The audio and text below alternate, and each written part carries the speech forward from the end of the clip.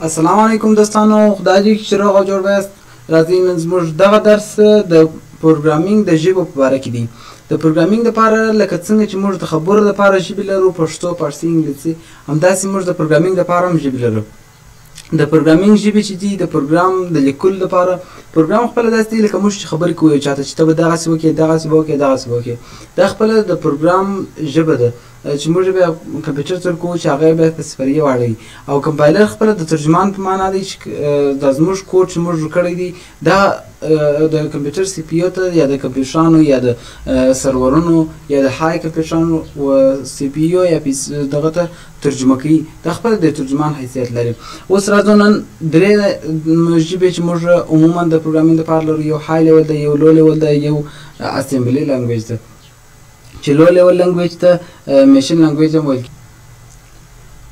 ښه، پسې اوس ځینې ژبې دي چې د پروګرامینګ دپاره موږ اکثره وخت استعمالوو. د غټ پروګرامران یې استعمالوي دغه ژبې، او په ټول نړۍ کې چې اوس رایجې دي هغه دغه ژبې دي. سی او سی پلس پلس ژبه چې پخوا ډېر استعمالېده، اوس استعمال لږ شوی دی. په څه خاطر؟ په دې خاطر چې نورې ژبې راوتې. لکه موږ پخوا به اپس یو ځایي په یو سی ډي کې خرڅېدی، موږ ولاړو راوموندی وي. اوس ورډ، اکسل، پاور پاینټ ټوله جلا جلا هم پیدا کېږي. نو موږ چې ور په کار یې ټول اپس نه رانیسو. نو په دې خاطر اوس هر د پروګرامینګ ژبه د خپل کار مشخصه ده. نو په دې خاطر او سی او سی پلس پلس چې د عمومي ژبې دي. پسې پایتن ژبه ده، جاوا ده، سی ده، سی پلس پلس ده، ایچ ټي ام ایل ده. دا ژبې چې دي دا خپل د پروګرامینګ لپاره ډېر مشهوره ژبې دي. او پایتن تر ټولو ډېره ښایسته ژبه چې د کوډینګ لپاره، د هیکینګ لپاره چې د ټولو ښایسته ژبه ده هغه پایتن ده. پایتن داسې ژبه ده چې غټ هیکران، د نړۍ تر ټولو اوسني هیکران او غټ پروګرامران خپله دغه پایتن کاروي. پایتن ځینې کمزوریان هم لري، خو د هغه را په دې خوا د کوډینګ لپاره تر ټولو لوړه ژبه ده. که موږ انشاءالله سره پاتې سولو، راتلونکې ژبه چې موږ ته وایو هغه پایتن. پسې ژبې چې دي خپل ځان ته جنریشنونه لري، چې هغه بیا ځینې ژبې عمومي ژبې چې دي 5 جنریشنونه لري. چې د ژبو د 5 جنریشنونو څخه اول، دوم، دریم، څلورم، پنځم، چې اول دوم جنریشنونه د ټریډیشنل په نامه د ژبو دپاره کارېږي. هغه ژبې چې ټریډیشنل دي د هغو دپاره هغه اول او دوم جنریشنونه. او اوبجیکټ اورینټډ دا بیا د اوبجیکټ اورینټډ دپاره بیا د دریم څخه څلورم، پنځم جنریشنونه کارېږي. چې دا جنریشنونه د دغو ژبو دپاره مشخص دي. هغه ژبې چې په هغو کې هغه قوانین وي چې هغه د اوبجیکټ اورینټډ اړوند وي، نو هغه په دې کې کارېږي. پسې د پروګرام تعریف درته کوو چې پروګرام خپله څه شی دی. پروګرام چې دی خپله د یو سیټ انسټرکشنونه دي چې موږ یې کمپیوټر ته ورکوو. چې لکه ما ته ټول لکه زموږ خبرې چې زموږ یو چا ته هدایت کوو چې ته به داسې وکړې داسې وکړې، پلانکي ځای ته چې ولاړې داسې وکړې، بېرته به راسې. دا زموږ خبرې دا موږ کولی شو په پروګرام کې ولیکو.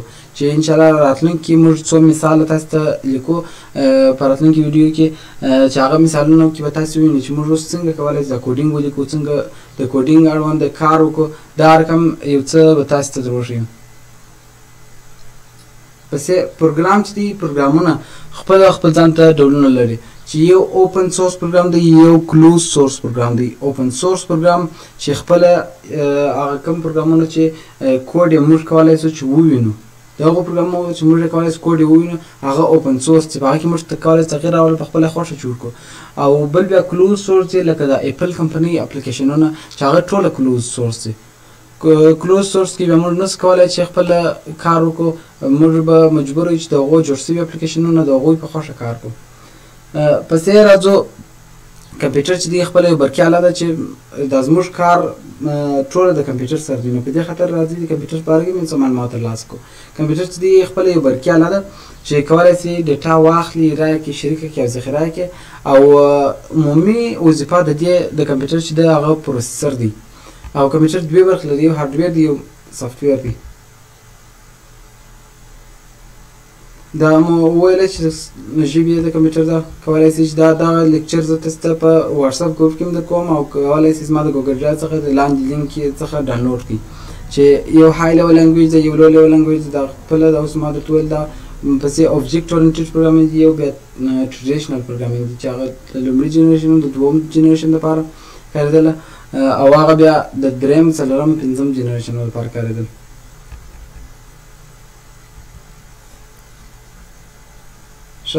دا یوه موضوع بله مو وایي نور د نن دپاره دا درس بس کوو او یو څو بیا مثالونو کې هغه د پروګرام هغه عملي ساختمان به زده کړو.